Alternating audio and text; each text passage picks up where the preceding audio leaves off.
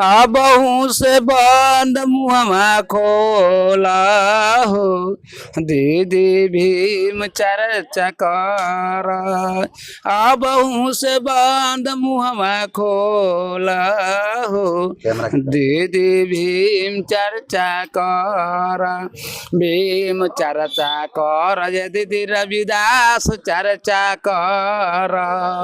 भीम चर्चा कर ये दीदी रविदास चर्चा कर रविदास चर्चा कर ये दीदी बुध चर्चा कर बुध चर्चा कर ये दीदी भीम चर्चा कर अबहू से बंद मुहमा खोला हो दीदी भीम चर्चा कर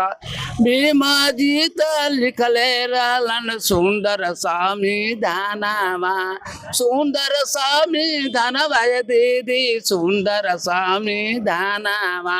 यही संविधानवा से हमके मिलल अधिकारवा यही संविधानवा से हमके मिलल अधिकारवा मिलल अधिकारवा दीदी मिलल अधिकारवा अबहू से बंद मुहमा खोला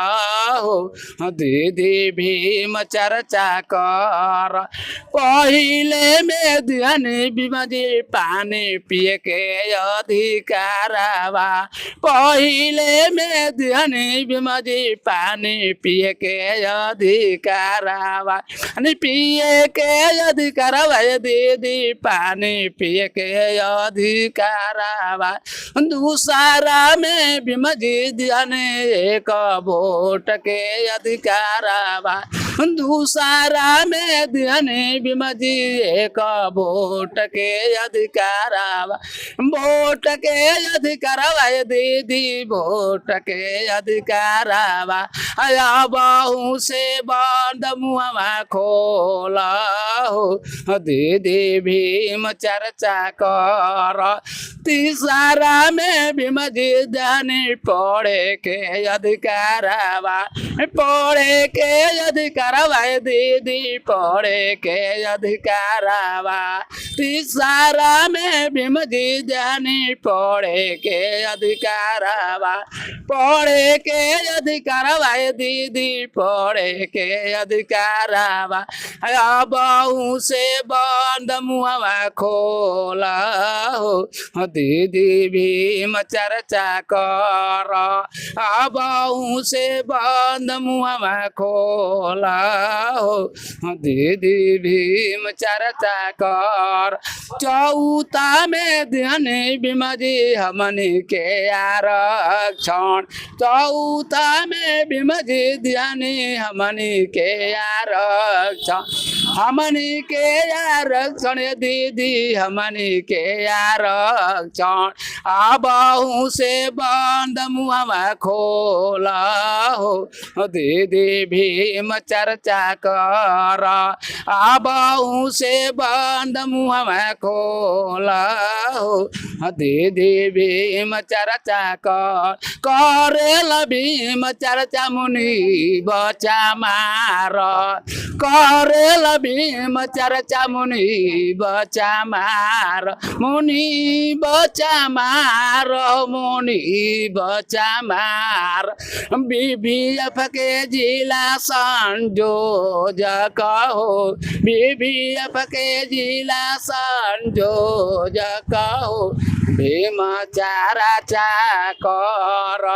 बीबीएफ के जिला संयोजक हो भीम चर्चा कर खास बाटे तारनपुर हमारो मकानावा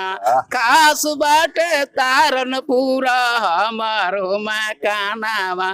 थाना राजपुर बाटे जिला बगसर बा थाना राजपुर बाटे जिला बगसर असर बा कामची के बाटे हम डर हो कामची के बाटे हम डर हो भीम चारा चाकर अबहू से बंद मुहवा खोला हो दे दे भीम चर्चा कर। जय भीम नमः बुद्धाय जय रविदास। इस गीत के माध्यम से क्या बताना चाहते हैं लोगों को? देखिए हम गीत के माध्यम से कोई भाषण से बताते हैं कोई गीत के माध्यम से बताते हैं हम अपने समाज को बताते हैं कि अभी से हम लोग जाग जाए कि हम बाबा साहब बुद्ध रविदास जी के विचारों को हम लोग सुने या पढ़े देखें उसको विचार पर हम लोग चले मनवादी व्यवस्था को छोड़े जितना मनवादी हम लोग को जकड़ दिया है तो उसी में हम लोग जकड़े हैं। जब हम लोग का विकास बढ़ेगा तब बाबा साहब के मिशन के से आगे हम लोग बढ़ सकते।